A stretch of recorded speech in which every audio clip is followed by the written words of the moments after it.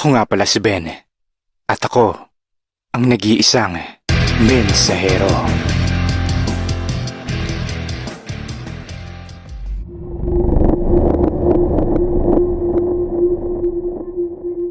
Kung tatanungin mo ang mga matatanda sa Sitio Maligaya, ang lupa doon ay dating basbas ng kasaganaan. Ang hangin tuwing umaga ay amoy pinipig at amoy hamog. Ang bawat umaga ay nagdadala ng panibagong pag-asa para sa mga magsasaka doon. Sa pinakadulo ng sitio, malapit sa gilid ng masukal na bundok ng Aramlon, nakatayo ang isang simpleng kubo. Doon nakatira si Mateo, isang lalaking kilala sa kanyang kasipagan, katahimikan at pambihirang kabaitan. Bagong umaga na naman. Panibagong pag-asa para sa aming magsasaka. Laban lang sa buhay. Si Mateo ay may malalaking palad na magaspang dahil sa sabay-sabay na paghawak ng araro at kalabaw. Nagsimula na siyang magtrabaho mula pa sa murang edad na 12 gulang noon. Siya ay hindi masalita. Kapag naglalakad siya sa baryo, sapat na yung isang tango at simpleng ngiti bilang pagbati sa mga kapitbahay. Kasama niya sa kubong yon ang kanyang asawang si Rosa at ang kanyang 5 taong gulang na anak na si Bunso.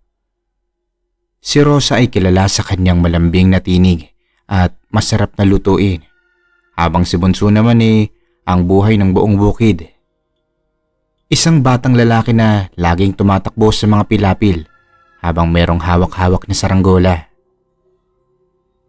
Isang hapon habang nag-aayos si Mateo ng sirang bakod ng kanyang paitlogan, lumapit ang kanyang kumpare at kapitbahay na si Kulas. Si Kulas ay kilala bilang isa sa pinakamaingay at madalas na tagapagsalita sa mga inuman sa kanto. Pareng Mateo, mukhang napapadalas yung pag-aayos mo dyan sa bakod mo .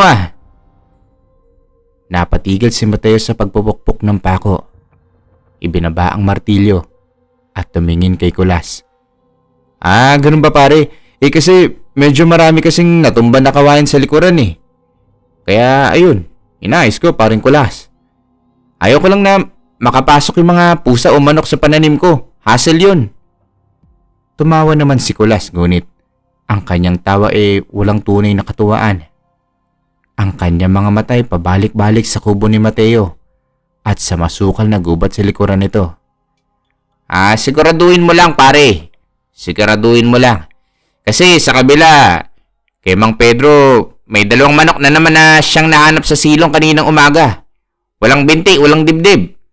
Pinalabas lang yung dugo, ewan, basta. Tuyo na nung nakita niya . Napakunot ang noo ni Mateo. Baka naman alamano o musang pare. Marami yan kapag tag-ulan sa bundok tsaka nagagagala yung mga yun . Upang hindi na humaba ang usapan, pumitas si Mateo ng 2 matamis na papaya mula sa kanyang punong alaga at inabot yon kay Kulas. Pare, dali mo to sa bahay nyo. Pakain mo sa mga bata doon. Inabot ni Kulas ang papaya, ngunit sa halip na magpasalamat, tinignan niya lang yung mga kamay ni Mateo. Ang mga kuko ni Mateo ay maitim na dumi ng lupa. Mga dumi na nanggaling sa bukid. Ngunit sa paningin ng isang taong may maitim na kaisipan, ang anumang dumi ay pwedeng pagmula ng duda. Salamat pare, salamat. Mag-iingat kayo rito . Lalo na napakalapit nyo pa sa gubat. Tumalikod si Kulas habang bitbit ang papaya. Pinagmasdan siya ni Mateo hanggang sa makalampas ito sa kahawayanan. Sa loob ng dibdib ni Mateo, may isang maliit na mabigat na pakiramdam na hindi niya maipaliwanag. Isang malamig na hangin sumahol sa kanyang tenga kahit talagang napakainit ng panahong yon. Hindi lumipas ang 1 linggo. Ang maliit na alalahanin sa Sitio Maligaya ay naging isang napakanindig balahibo sa takot. Nagsimula ito sa mga alagang hayop. Unang nawala ang 3 kambing ni Mang Pedro.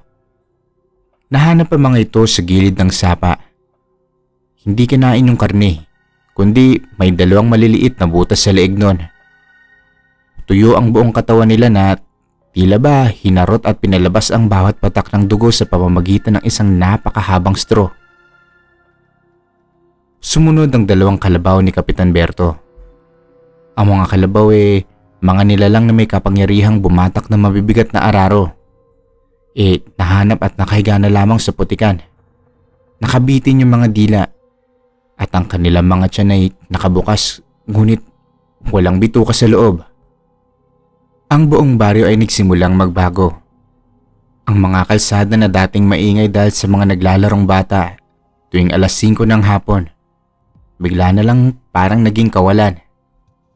Pagkalubog ng araw, ang bawat pinto ng kubo ay nilalapatan ng mabibigat na trangka. Ang mga tao ay naglalagay ng mga asin, bawang sa ilalim ng mga kani-kanilang bintana. Isang gabi habang kumakain si Mateo ng hapunan, sa ibabaw ng kanilang dulang, may narinig silang malakas na kaluskos sa kanilang bubong. Para bang may nagkakamot na napakahabang kuko sa mga tuyong dahon ng lupa. Ano yun? Parang may naririnig yata ako, mahal. Agad na tinago ni Mateo ang kanyang anak sa likod ng kanyang asawa. Kinuha niya ang kanyang itak sa gilid ng pintuan at dahan-dahang lumabas sa balkonahe. Sino yan? Sigaw ni Mateo sa gitna ng kadiliman. Mula sa dilim ng kawayanan, lumabas ang liwanag ng dalawang sulo. Lumabas si na Kapitan Berto, Mang Pedro at si Kulas. May hawak silang mga lagari, itak at sibat na gawa sa matutulis na kawayan. Mateo! Sambit ni Kapitan Berto. Ang boses nito ay puno ng galit at alak. Ano yung naririnig namin sa kubo mo? Kapitan, may kumakaluskos lang po sa bubong. Tinitignan ko lang po kung pusa o paniki. Tugon naman ni Mateo. Lumapit si Kulas. Itinuro ng sulo ang mukha ni Mateo. Pusa? Baka naman ikaw yung papasok pa lang sa kubo mo galing ka sa gilid ng sapa, no? Tsaka pala, nahanap na naman yung baboy ni Aling Nena. Patay tsaka walang dugo. Paring Kulas, ano ba yung sinasabi mo? Kanina pa nga ako nakatutok dito sa bahay kasama yung pamilya ko. Ayan sila, oh. Depensa ni Mateo. Huwag ka nang magkaila, Mateo! Singit ni Mang Pedro. Ang lalaking nawala ng kambing. Sa lahat ng tao rito sa sityo, ikaw lang yung nakatira sa gilid ng bundok. Ikaw lang ang hindi natatakot sa dilim. At tignan mo nga yung kamay mo. Bakit amoy malansang baho? Tsaka yung paligid ng kubo mo ang baho, sobrang sangsang. Nang umambang lalapit si Kapitan Berto upang kapkapan sana si Mateo, lumabas si Rosa mula sa pintuan habang hawak-hawak ang kanyang dibdib at umiiyak. Ngunit ayon sa napagkasunduan, ang mga lalaki lamang ang may boses sa gabing yon. Ang mga kababaihan ay nanatiling saksi sa nagbabadyang trahedya. Mateo, umalis na kayo rito. Malamig na sabi ni Kapitan Berto. Bago pa man magdilim ng husto ang paningin ng buong baryo sa inyo. Umalis ang grupo ng mga lalaki.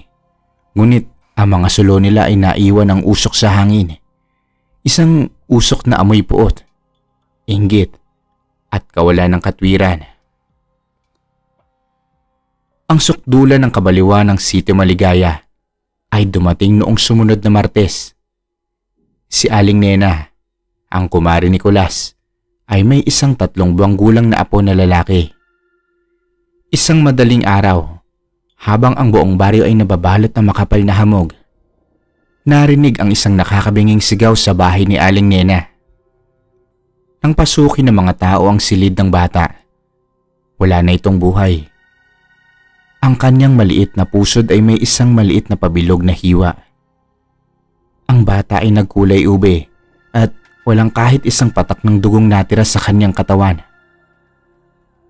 Ang bintana sa tabi ng duyan ay nakabukas at sa pader naman may mancha ng maitim na malansang likido.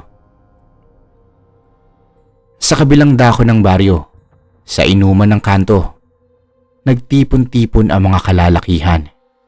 Si Kulas ang nangunguna. May hawak na isang basong gin at isang itak. "Sino pa ba? Sino?" Sigaw ni Kulas sa harap ng 30 lalaki sa Sitio Maligaya. "Sino? Sige, sabihin niyo sa akin, sino yung may kakayahang gumawa niyan? Hindi ba't nung isang taon lang dumating si Mateo rito? Tsaka mula nung dumating yan, nagsimula yung mga kamalasan natin. Ano, tama?" Pero wala tayong ebidensya, Kulas. Kulas. Sigaw ng isang magsasaka. "Ebidensya?" Sagot ni Kulas habang nakatitig sa mga tao. "Ano ba kayo? Kailangan pa ba ng ebidensya? Kapag yung sarili natin mga anak yung isusunod, bahala kayo. Alam nyo kahapon, nakita ko yan si Mateo sa tabing ilog. May bitbit yung bayong eh. Tapos parang may tumutulong ewan, mga pulang likido, ganun. Sabi niya, karne daw ng baboy daw mo, pero sino bang nakita sa mga hinuhuli niya? Sige nga, kayo nga." Si Kapitan Berto, na lalong naging takot dahil sa kanyang posisyon, ay tumayo sa ibabaw ng bangko.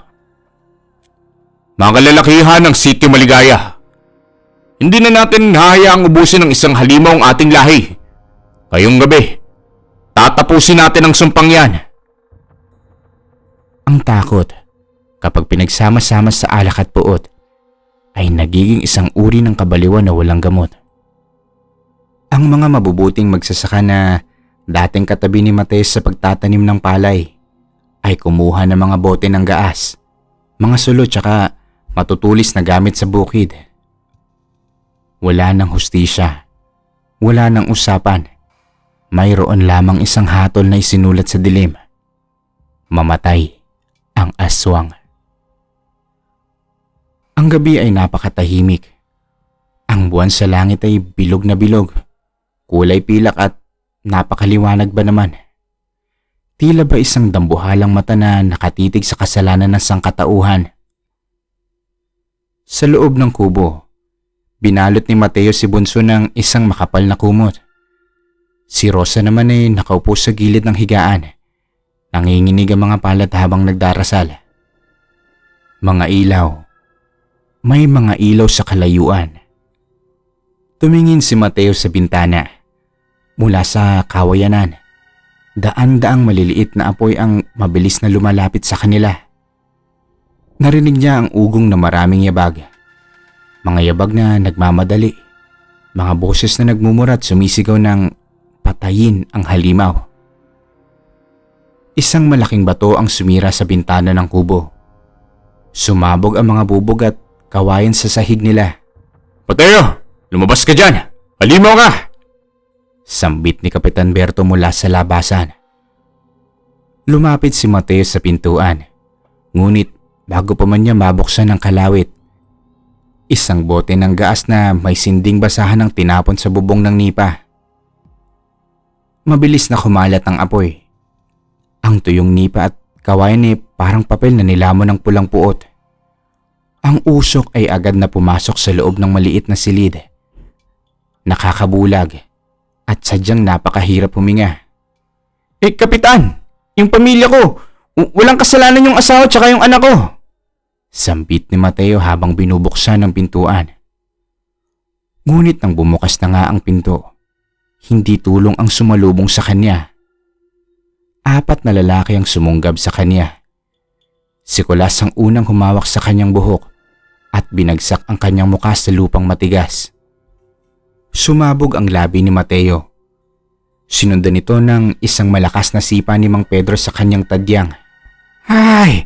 Mapagpanggap! Huwag ka na magpanggap! Aswang ka! Sigaw ni Mang Pedro habang tinatakod ang kanyang sapatos sa mukha ni Mateo. Sa loob ng nagliliyab na kubo, narinig ni Mateo yung sigaw ng kanyang anak at asawa.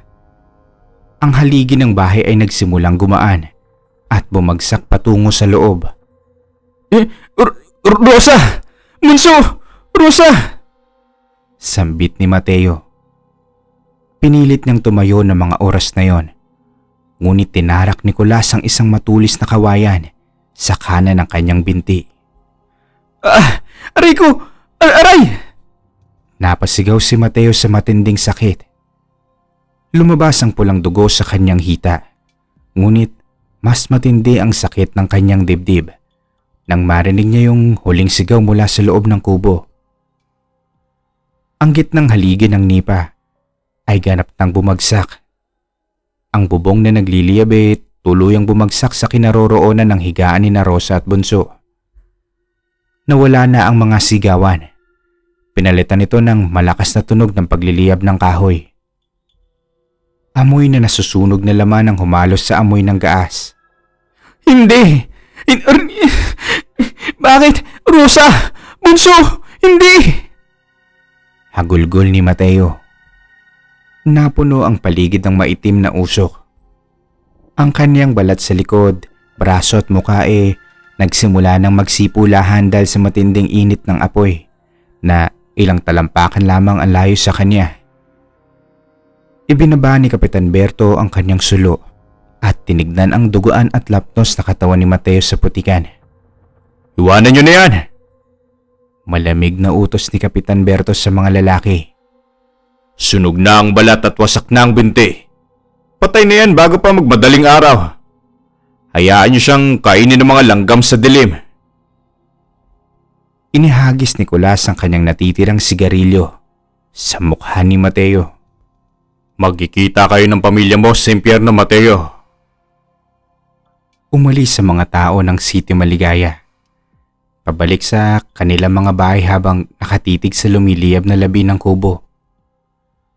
Inisip nila na nalinis na nila ang kanilang baryo. Inisip nila na ang kadiliman ay natapos na. Ngunit ang hindi nila alam, ang kadiliman katutuklas pa lamang ng kanyang tunay na pangalan.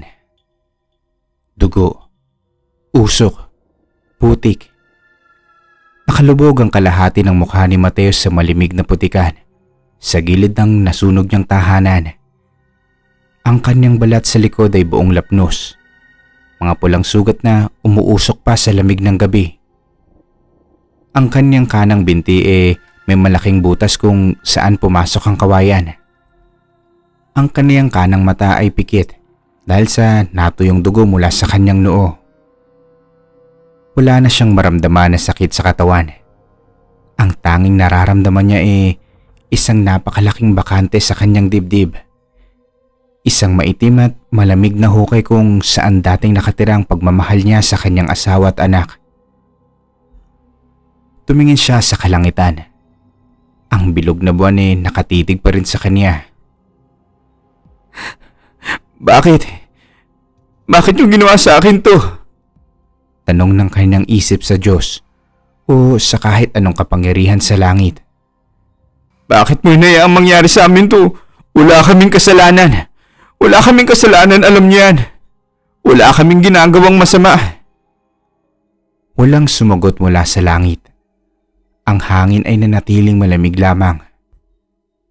Ngunit mula sa entrada ng kagubatan, doon sa bandang masukal, may isang figura na dahan-dahang naglalakad patungo sa kanya. Hindi ito gumagawa ng tunog. Ang mga tuyong dahon sa ilalim ng kanyang mga paa hindi lumalagotok. Ang nilalang na ito ay sadyang napakatangkad. Humigit kumulang 7 talampakan ng taas nun. Ang kanyang balat ay kulay abo na parang batong pader na hindi naarawan sa loob ng 100 taon. Ang kanyang mga braso ay mahaba.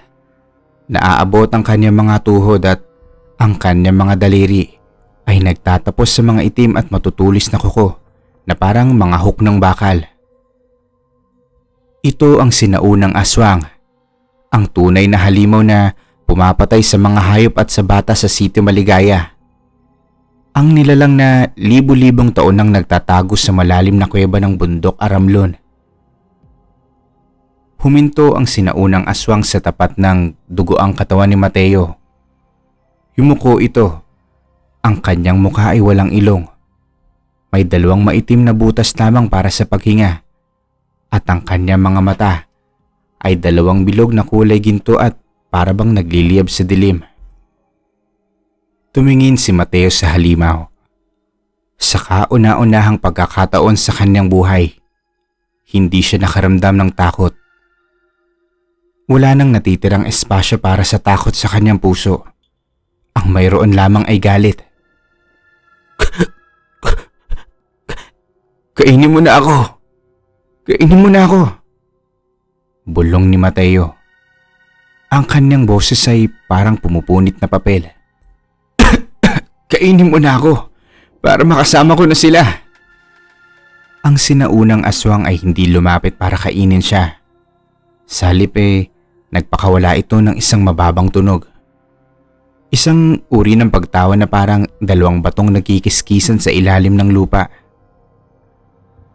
Inilabas ng sinaunang aswang ang kanyang mahahabang kanang kamay. Ginamit nito ang kanyang matalim na kuko para hiwain ang sarili nitong pulso. Lumabas mula sa hiwa ang isang itim, malapot at tumaasong dugo. Itinaas ng sinaunang aswang ang pulso nito sa ibabaw ng nakabukas na bibig ni Mateo. Inumin mo. Sabi ng isang boses sa loob ng ulo ni Mateo. Isang boses na hindi nanggagaling sa tenga, kundi direktang pumasok sa kanyang utak. Inumin mo ang galit ng lupa. Inumin mo ang buhay na hindi namamatay. Ibigay mo sa akin ang iyong pagkatao at ibibigay ko sa iyo ang kapangyarihang lumamon ng mga kaluluwa. Naisip ni Mateo ang mukha ng kanyang anak na si Bunso habang nasusunog sa loob ng kubo. Naisip niya ang tawa ni Nicolas habang inihahagis ang sigarilyo sa kanyang mukha. Naisip niya ang malamig na tingin ni Kapitan Berto. Pumikit si Mateo at talagang binuksan niya ang kanyang bibig. Ang unang patak ng itim na dugo ay pumatak sa kanyang dila. Para bang kumukulong asido ang lumalagotok sa kanyang lalamunan. Nagsimulang magwala ang katawan ni Mateo. Ang kanyang puso na halos tumigil na sa pagtibok ay biglang humampas sa kanyang dibdib ng napakalakas. Para bang gusto na nito lumabas. Ang kanyang mga balat na lapnos at sunog ay nagsimulang magbago. Ang mga patay na laman ay natatanggal at pinalitan ng isang bagong balat na kulay abo. Matigas yun tsaka malamig. Ang kanyang naputol na binti ay dahang-dahang tumuwid, habang ang mga buto sa loob ay nagkakabit-kabit muli.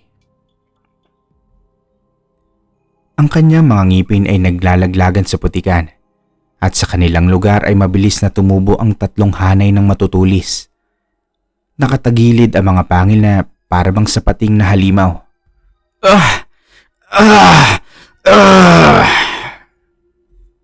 Ang kanyang mga mata. Ang kanyang mga matang dating puno ng luha at kabaitan, napuno ng kadiliman. Nawala ang puti noon. Nawala ang kulay tsokolate. Naging purong ginto na umiilaw sa kadiliman ng gabi. Bigla ba naman tumayo si Mateo? Hindi na siya si Mateo na magsasaka. Hindi na siya yung taong nagbibigay ng papaya sa kanyang kapitbahay. Siya na ngayon ang ganti ng dilim. Tumingin siya sa sinaunang aswang. Ang lumang halimaw ay tumango sa kanya ng mabagal. Tsaka dahan-dahang tumalikod at nawala na sa makapal na kahawayanan. Tila ba parang pinasahan lang siya ng kapangyarihan at siya na ang bagong hari ng gabi. Tumingin si Mateo sa direksyon ng Sitio Maligaya. Naaamoy niya ang bawat tao sa baryo. Naamoy niya ang dugo ni Nicolas na natutulog sa kanyang papag. Naamoy niya ang pawis ni Kapitan Berto. Magaling. Naaamoy ko na kayo ngayong lahat. Magsisimula na ang bangungot ninyo. Magsisimula na yun ngayon. Isang tunog ng hindi sa tao, hindi sa hayop, kundi sa isang sigaw na purong sumpa na nagpapagising sa lahat ng ibon sa buong kabundukan. Ang bahay ni Nicolas ay nakatayo sa gitna ng sitio, malapit sa poso.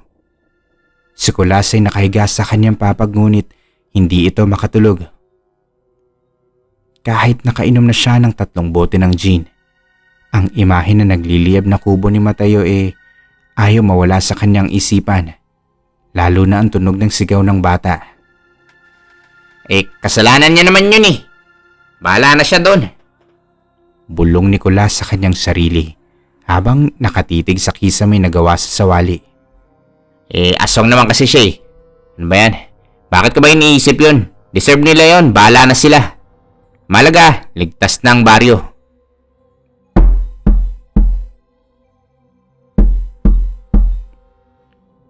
Napatigil si Nicolas.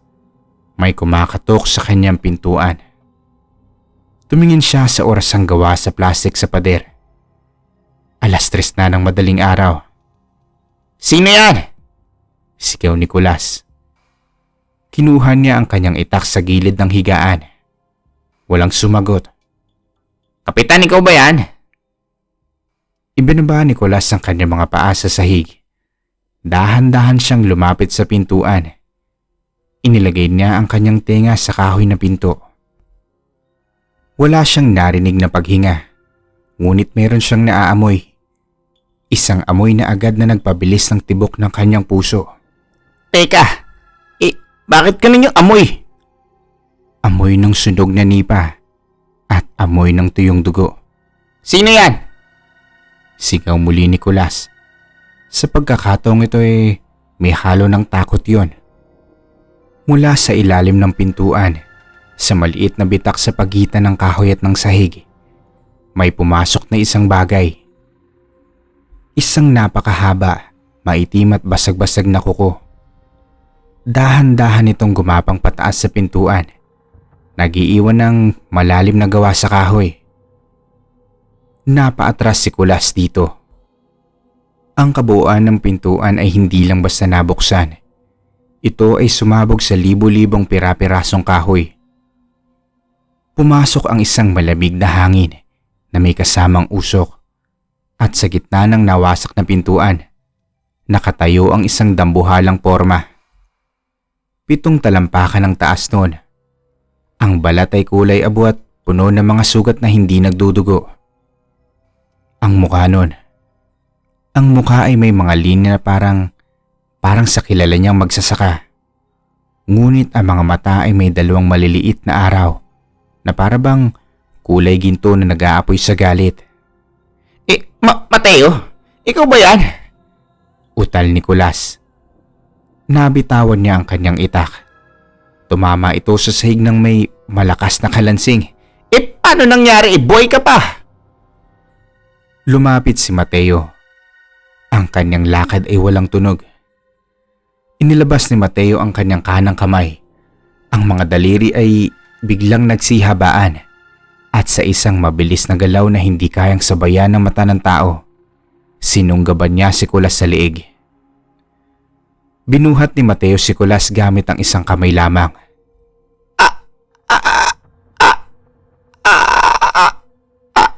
Italaas ito hanggang ang mga paa ni Nicolas ay magbitin 3 talampakan mula sa sahig.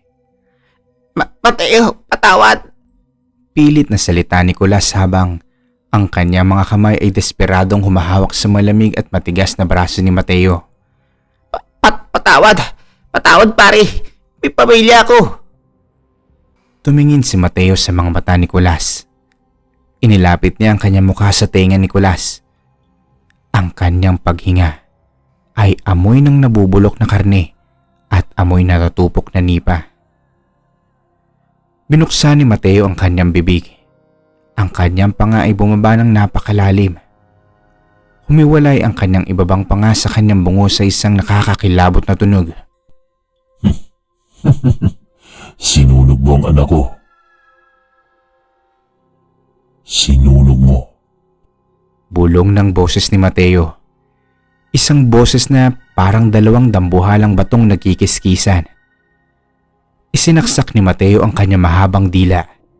Isang dila na may mga matutulis na siit sa dulo diretso sa lalamunan ni Nicolas. Nagwala ang katawan ni Nicolas.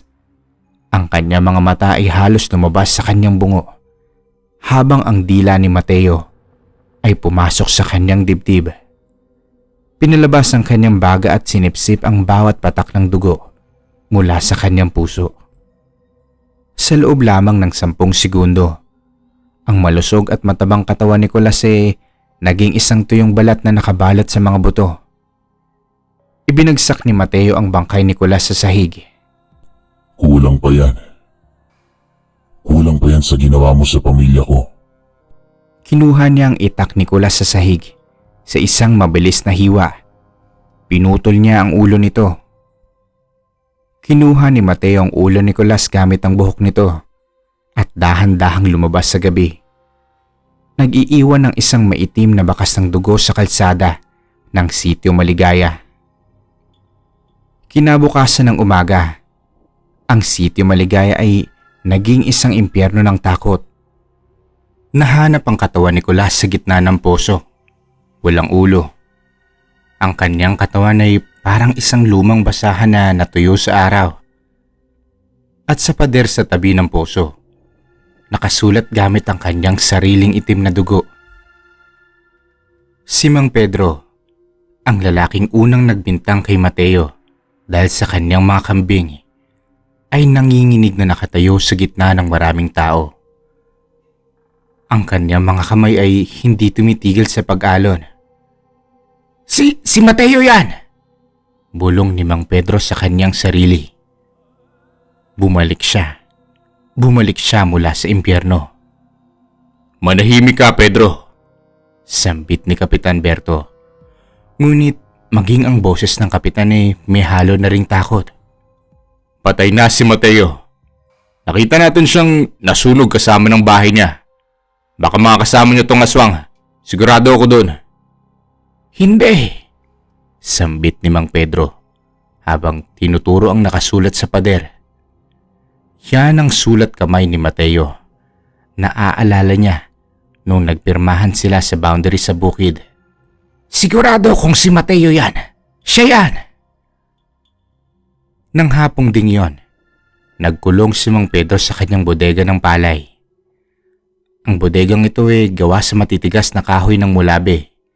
May 2 malalaking lock sa pintuan at walang bintana maliban sa isang maliit na kalawit sa itaas. Kumuha siya ng isang shotgun at 5 kahon ng bala nun. Naupo siya sa ibabaw ng mga kaba ng palay. Nakatutok ang baril sa iisang pintuan. Lalapit ka! Bulong ni Mang Pedro habang pawis na pawis sa gitna ng init ng bodega. Pag lumapit ka, babariling ko ang ulo mo. Lumipas ang gabi. Dumating ang alas 10, alas 12, alas 2 ng madaling araw. Ang buong sitio ay tahimik. Walang aso na tumatahol. Walang kuliglig na kumakanta. Ang tanging ingay ay ang mabilis na paghinga ni Mang Pedro. Pagkatapos nun, may pumatak sa ibabaw ng kanyang balikat. Malamig. Malapot. Inabot ni Mang Pedro ang kanyang balikat. Tinignan niya yung kanyang mga daliri sa dilim. Maitim. Maitim na dugo iyon. Dahan-dahang tinaas ni Mang Pedro ang kanyang mukha at ang kanyang flashlight patungo sa kisame ng bodega. Nakatakip sa mga haligi ng mulabi sa itaas ng kanyang ulo ang isang dambuhalang nilalang. Nakakapit ito gamit ang kanyang mga kuko na siyang nakatarak sa matitigas na kahoy. Ang kanyang ulo ay nakapilipit ng 180 degree. Nakatitig ng baliktad kay Mang Pedro. Pedro! Bulong ng halimaw. Ang boses ay ang mismong boses ni Mateo noong humihingi ito ng awa sa kabilang gabi. Tinulungan kita sa pag-ani ng 1 taon. Bakit mo sinunog ang anak ko? Magsalita ka ngayon. Itinaas ni Mang Pedro ang shotgun at pinutok yun. Nagsisabugan ng mga kaba ng palay at kahoy sa kisame. Ngunit ang halimaw ay wala na roon. Bago pa man makalagay ng panibagong bala si Mang Pedro, bumagsak ang halimaw sa kanyang harapan. Ibinagsak ni Mateo ang kanyang malaking palad sa ibabaw ng kamay ni Mang Pedro na siyang may hawak ng baril-baril. Nawasak ang mga buto sa daliri at braso ni Mang Pedro. Sumigaw ang matanda sa matinding sakit habang ang baril ay nayupi na parang latas sa ilalim ng kamay ni Mateo. Iwinasiwas ni Mateo ang kanyang kuko at pinutol ang dalawang binti ni Mang Pedro mula sa kanyang mga tuhod. "Aray! Ang binti ko! Ang binti ko!" Sambit ni Mang Pedro habang nakahiga sa putika ng palay at dugo. Lumuhod si Mateo sa tabi ng naghihingalong matanda. Kinuha niya ang isang kaba ng palay at binuhos ito sa nakabukas na bibig ni Mang Pedro. Gusto mo ng palay, di ba? Gusto mo yun. Bulong ni Mateo habang pinipilit na isaksak ang mga tuyong butil ng palay sa lalamunan ng kawawang matanda. Kainin mo. Kainin mo ang bunga ng lupang pinalayas mo sa akin. Namatay si Mang Pedro hindi dahil sa pagkawala ng dugo niya, kung hindi dahil sa pagsabog ng kanyang baga na napuno ng tuyong palay at sariling dugo. Gaya ng ginawa niya kay Kulas, pinutol ni Mateo ang ulo ni Mang Pedro at dahan-dahang lumabas sa gabi. 2 ulo na ang nakasabit sa lumang puno ng balete sa gitna ng plaza ng Sitio Maligaya. Ang ulo ni Kulas at ang ulo ni Mang Pedro. Ang kanilang mga mata ay nakadilat pa rin, puno ng walang katapusang takot habang ang mga langaw ay nagkakatipon-tipon sa kanilang mga labi. Si Kapitan Berto ay nagbadali na. Hindi na siya nag-iisa ngayon. Pinaiwan niya sa kanyang malaking bahay na gawa sa semento ang natitirang 15 lalaki ng baryo. Lahat sila ay may hawak na matataas na kalibre ng baril. May mga shotgun, 38 na revolver at mga M16 na nanggaling sa kalapit bayan. Makinig kayo. Sambit ni Kapitan Berto sa mga kalalakihan habang nakatayo sa gitna ng kanyang malawak na sala. Ano man yung nilalang niyan tao pa rin yan. Tumatagos ang bala sa laman. Kapag pumasok yan sa pintuan, sabay-sabay nyo lang paputukan. Ang bahay ng kapitan ay nakapalibot sa mataas na pader na semento na mayroong mga barbed wire sa itaas nun. May 4 na ilaw na halogen na nagbibigay ng napakaliwanag na ilaw sa buong bakuran. Iniisip nila na ligtas sila sa loob ng fortress na semento. Alas 5 ng madaling araw. Ang hamog ay napakakapal. Biglang namatay ang lahat ng ilaw ng halogen. Lumubog sa purong kadiliman ang buong bakuran. Ang tanging liwanag lang ay ang maliit na kandila sa ibabaw ng mesa sa sala. Handa mga baril! Sambit ni Kapitan Berto. Nanginginig ang kanyang mga kamay habang hawak-hawak ang kanyang sariling M16. Mula sa labas ng pader, naririnig nilang isang tunog. Hindi ito kaluskos. Hindi ito isang tapak ng paa. Ito ay ang tunog ng maraming buto na nababali at nagkakabit muli. Sumunod ang isang boses mula sa bubong ng bahay. Isang boses na nagmumula sa bawat sulok ng silid. Tila ba ang mismong hangin na ang nagsasalita. Berto, Berto, Berto, inutusan mo silang sunugin ang kubo ko. Masama yun. Napatigil sa paghinga ang 15 lalaki. Paputukan niyo yung kisame! Sambit ni Kapitan Berto. Ang buong sala ay napuno ng usok ng pulbura at nakabibinging ingay ng mga putok ng baril. Ang semento at kisame nagkaputol-putol. Bumabagsak ang mga debris sa sahig. Nang tumigil na ang mga putukan, ang usok ay dahan-dahang napawi. Walang dugo sa kisame. Walang bangkay na bumagsak doon. Ano mga pre? Napatay ba natin? Tanong ng isang lalaking may hawak na shotgun. Bago pa man makasagot ang sino man, ang sahig na semento sa gitna ng sala ay sumabog pa itaas. Pumasok ang isang dambuhalang kamay mula sa ilalim ng lupa.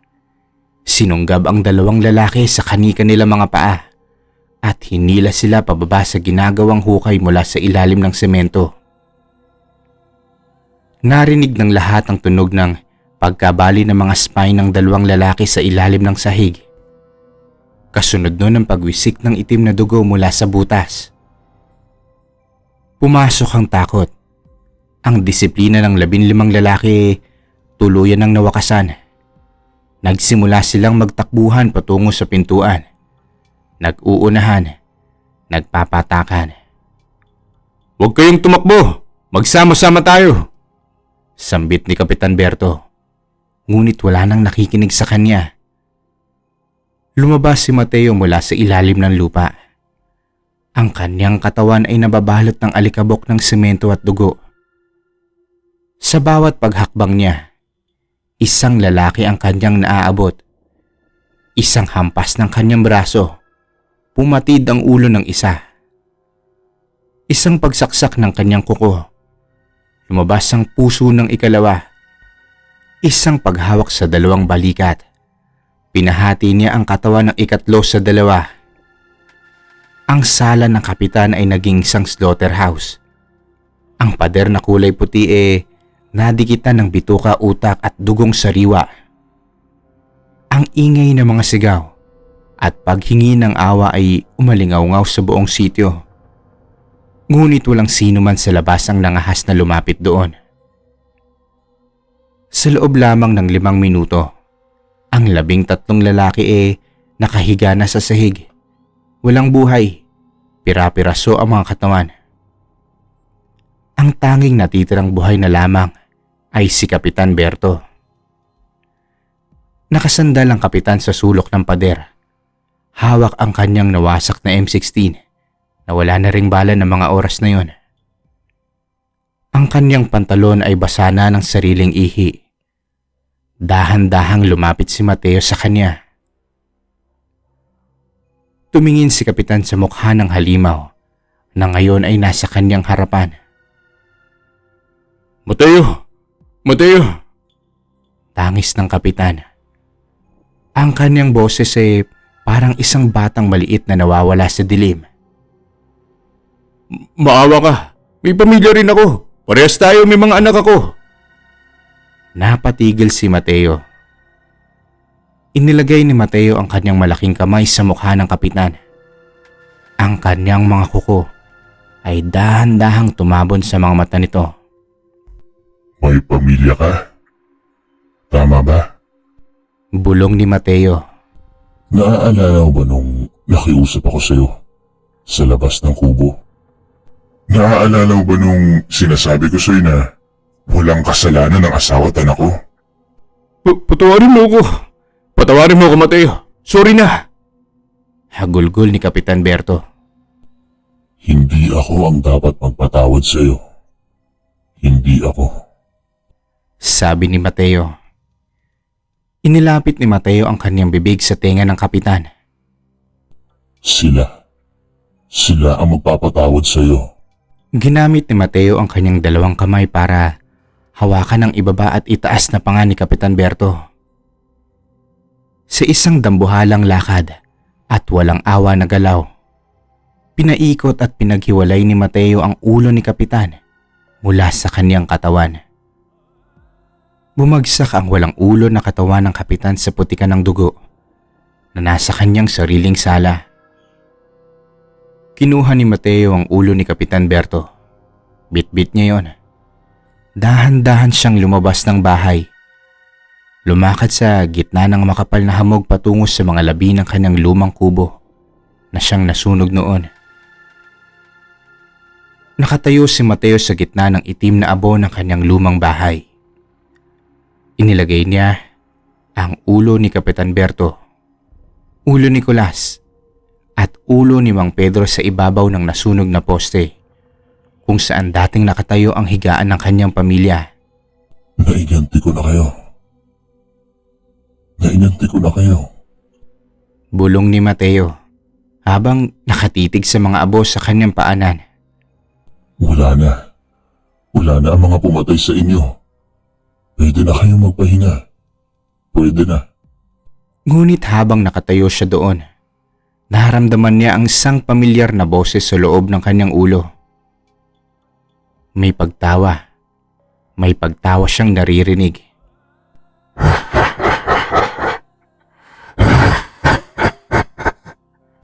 Lumabas mula sa kadiliman ng kawayanan ang sinaunang aswang. Lumapit ang lumang halimaw kay Mateo. Nakatitig ang kanyang mga gintong mata sa tatlong ulong nakapatong sa poste. Nagawa mo na ang iyong ganti. Bagong dugo. Sabi ng boses sa loob ng utak ni Mateo. Tumingin si Mateo sa sinaunang aswang. Salamat. Salamat sa kapangyarihang binigay mo sa akin para maipagbalik loob ko ang katarungan para sa pamilya ko.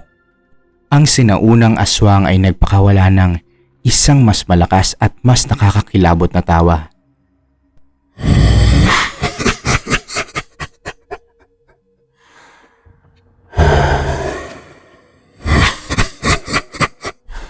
Katarungan. Sabi ng sinaunang aswang. Iniisip mo ba talaga na ginawa ko ito para sa iyong katarungan? Napakunot ang noo ni Mateo. Anong sinasabi mo? Lumapit ang sinaunang aswang at tinuro ang kanyang mahabang kuko ang mga abo ng bahay ni Mateo. Sino sa tingin mo ang pumatay sa kambing ni Pedro? Sino ang pumatay sa mga kalabaw ni Kapitan? Sino ang pumatay sa apo ni Aling Nena? Tanong ng sinaunang aswang. Ikaw? Ikaw yun? Ikaw ang halimaw na gumawa nun? Sagot ni Mateo. Oo, ako ang gumawa nun. Ngunit sinadya kong iwanan ng mga bakas sa gilid ng iyong kubo. Sinadya kong mag-iwan ng dugo sa iyong bakod. Sinadya kong ibulong sa tenga ni Kulas habang siya'y natutulog na ikaw ang gumawa nun. Pulong ng sinaunang aswang. Napatigil ang puso ni Mateo. Ang kanyang mga gintong mata ay nanlaki sa matinding gulat. Bakit? Ba't mo ginawa yun? Utal ni Mateo. Ibinaba ng sinaunang aswang ang kanyang mukha sa tapat ng mukha ni Mateo. Dahil ang isang dugo ng isang ordinaryong tao ay walang kwenta sa akin. Bulong ng sinaunang aswang. Para makahalika ng isang tunay na bagong aswang. Isang halimaw na may walang katapusang lakas at galit. Kailangan ko ng isang taong may pinakamagandang puso na mawawala ng lahat ng kanyang pag-asa sa pamamagitan ng pagtataksil ng kanyang sariling kapwa. Nanginginig ang buong katawan ni Mateo. Hindi sila ang pumili na maging halimaw ngayong gabi, Mateo. Ako ang pumili sa iyo. Ginawa ko mga halimaw ang buong baryo para sunugin nila ang pamilya mo. Para ikaw ay maging akin. Patuloy ng sinaunang aswang. Hindi totoo yan. Sambit ni Mateo. Tumingin ka sa iyong mga kamay, Mateo. Tingnan mo. Sabi ng sinaunang aswang. Tumingin si Mateo sa kanyang mga kamay. Nakita niya ang mga itim na kuko na may nakatagong tatak at dugo ng 15 lalaki na kanyang pinatay ngayong gabi. Nakita niya ang kanyang sariling anyo sa refleksyon ng dugo sa lupa. Isang dambuhalang halimaw na wala nang balik sa pagiging tao. Ginawa mo silang mga pumatay. Ang ginawa mo. Tangis ni Mateo. Habang ang kanyang mga mata ay naglalabas ng itim na dugo bilang luha. Bakit mo ako ginawang halimaw? Bakit mo ginawa yon? At ngayon mismo. Sabi ng sinaunang aswang habang tumatalikod patungo sa kabundukan. Ang buong sitio Maligaya ay wala ng mga kalalakihan. Ang mga natitirang babae at mga bata ay walang proteksyon.